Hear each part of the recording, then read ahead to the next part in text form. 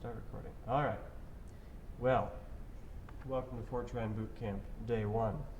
I'm going to be talking at the screen, so don't expect me to look at you guys. The point of Fortran Bootcamp is to get you guys familiar with Fortran. We're recording this so that everyone else in the lab can have it as well, and anyone else online who wants it. Please ask questions, ask for clarification. We'll go at whatever pace you want. This is going to be kind of loosely structured. I don't know that I don't have like a set curriculum here. There are things I know I want to cover, but when we cover them and how exactly, what order and whatnot is still up in the air. So we'll get to that. So first thing let's talk about is just a really basic Fortran program. So we're going to create a hello world. So I'm going to open up a code file called hello world. I typically use the .f95 file extension for my Fortran files. There's a lot of debate in the Fortran world right now as to what you should use for your file extensions. F77 states like Fortran 77, F90 is Fortran 99, or Fortran 1990, F95 is Fortran 1995, but then ever since Fortran 2008 came out, no one can decide what to name their files anymore. So anyway. It's all using the same version, it's just a different extension? Or? So, yeah. Fortran, one of the wonderful things about Fortran, and I highly respect the Fortran people for, is that there is strict backwards compatibility. Every new version of Fortran has to compile any Fortran code written previously using any previous standard. So if you have a compiler that is up to spec for Fortran 2008, it has to be able to compile Fortran 77 code. So I mean, what you name your files really doesn't matter. It doesn't tell anyone anything. It kind of indicates to users and developers, like, quote unquote, what level of Fortran you're using. Fortran is a little weird. C++ is, if they come up with a set of new features they want in C++, they'll take those features, they'll integrate those into the C++ compiler, and then they'll release a whole new version of C++. Fortran is different. The Fortran Technical Committee, whatever they're called, people refer to them as the Fortran gods, will come out and say, hey, we want Fortran to do this, and they'll create a new specification. The latest specification is Fortran 2018. And then the people who write compilers then have to take that specification and implement it in their compilers. So like I said, there's been Fortran 77, 90, 95, 2003, 2008, 2018. Most your big compilers, gfortran, ifort, are all up to date pretty much through 2003 at least. Some features of 2008 have yet to be implemented. Probably most features of 2018 have not been implemented in either of those compilers. But anything that you can find in like the 95 or the 2003 standard, you're pretty much guaranteed to have in any of the major compilers. Which compiler do you use? I use gfortran. Gfortran is the GNU project's Fortran compiler, and it's really good. The other popular one is ifort, which is put out by Intel. That's their Fortran compiler. Those are kind of the two big ones. I don't know of any other ones. I think some exist, but I don't know what they are. Anyway, so that's Fortran file extensions. Like I say, I just usually call mine F95 for no particular reason. Anyway, to create a Fortran program, we use the program keyword, and we'll give it a name. We'll call this one hello world. Do you have a certain extension in code that does that program thing for you? Yeah, so I have modern Fortran installed. Okay. which does pretty good. I wish it did more, but it works pretty good. Also, for your sake, Spencer, I use Vim, which is a set of key bindings that lets me do things like this. And I can delete lines of code and stuff like that. Anyway, that's secondary. If you want to learn Vim, it's a wonderful thing, but you don't need to. Just so you know, so you're not confused at what's going on with my keyboard. Anyway, so this is the basic framework for a Fortran program. You tell it you're starting a program, and then you end the program. So all of your constructs in Fortran, declaring a module, declaring a type, declaring a subroutine, do loops, if statements, all of that, you initialize them, and then once you're done, you have to explicitly say end program, or end if. Programs and modules, functions, subroutines, those are all named, and we'll get to that. Do loops, if statements, are usually not named, but you can name them, which is very helpful for do loops. Anyway, we'll get into that. This implicit none statement is really important. Fortran is a strongly typed language, which means that you have to tell it at compile time what your variable types are.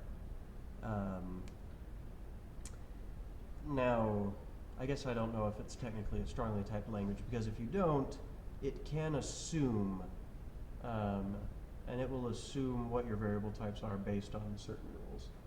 It's best to not do that. And so if you put in this implicit none statement, that is telling the Fortran compiler, hey, all of the variables I'm using in this program here, I don't want you to assume anything about their type. So if I haven't declared any variables, get mad at me. It's best practice to include that. It's best practice to declare your variable types. I'm not getting into how you do implicit variable type declaration and stuff like that, just because it's not the best way to do things. Anyway, so that's the implicit none statement. And then, just for our Hello Worlds program, we're just going to put in a simple write statement. We're going to say hello world. Write that. And then we're going to come over here and compile it. Fortran hello world. Okay.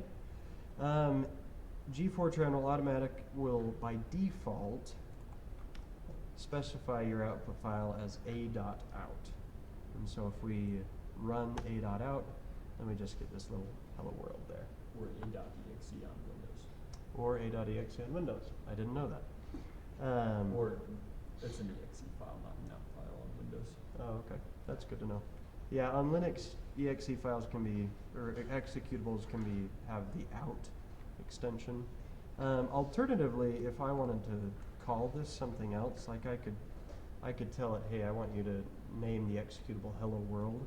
I could put in the -o flag and say hello world.exe, and then I want you to compile hello world.f95.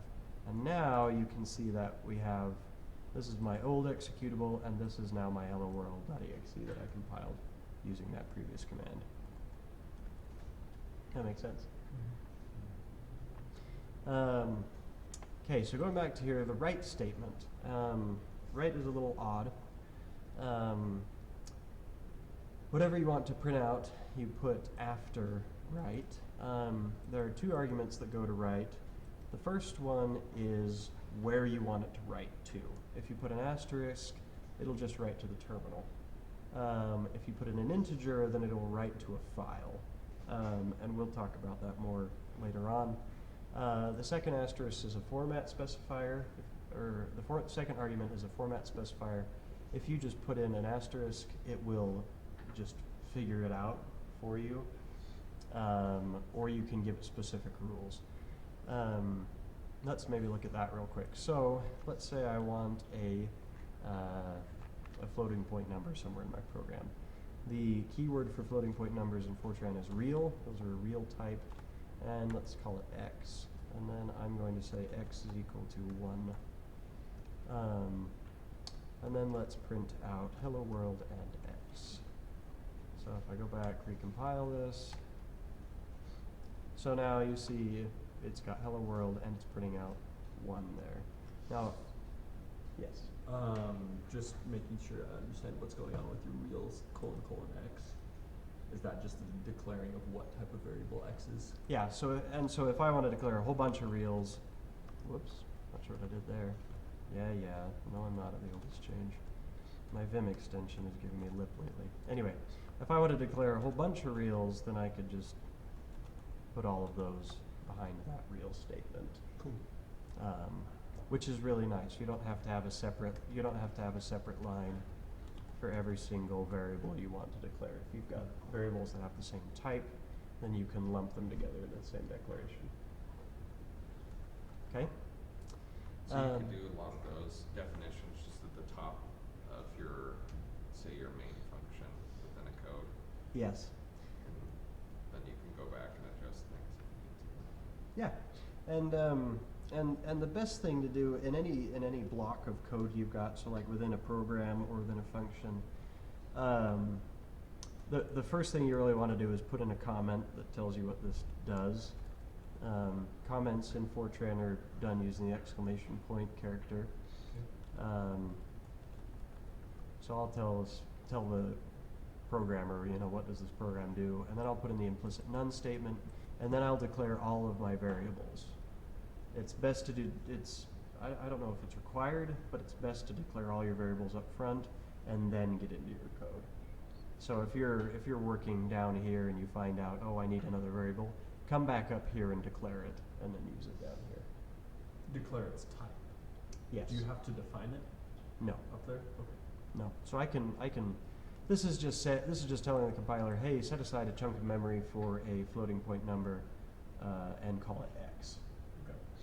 And then I can set its value later on. So if I don't set its value, then the compiler will just allocate a random chunk of memory, and I'll get some garbage number out. Okay? Cool. I'll just talk real quick about this format specifier because it's kind of useful. You can see that here, depending on the type of, or depending on the value of that floating point number, it gave us different output types. If I wanted to be in control of that, I could put in A is the format specifier for a character variable. They're not called strings in Fortran, they're called character. And then I could put out, I think it's E10.5.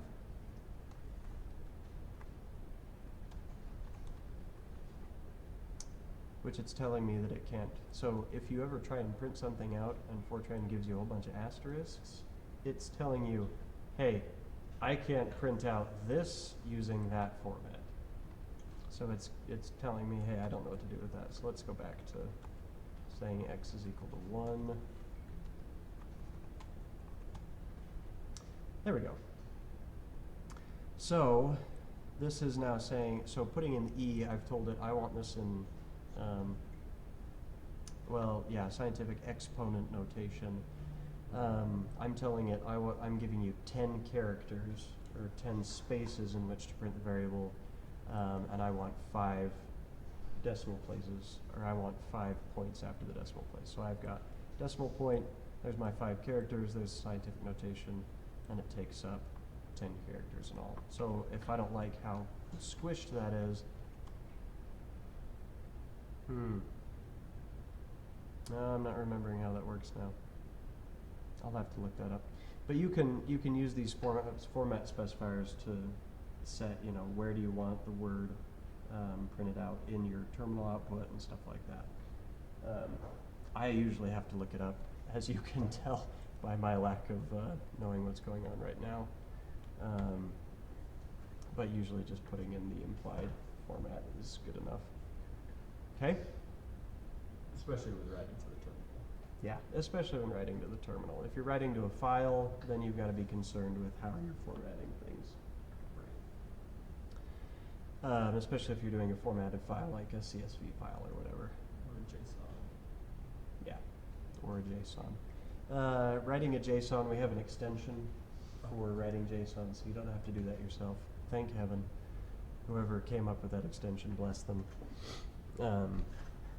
Anyway, so that's basic Fortran. I'm going to stop here.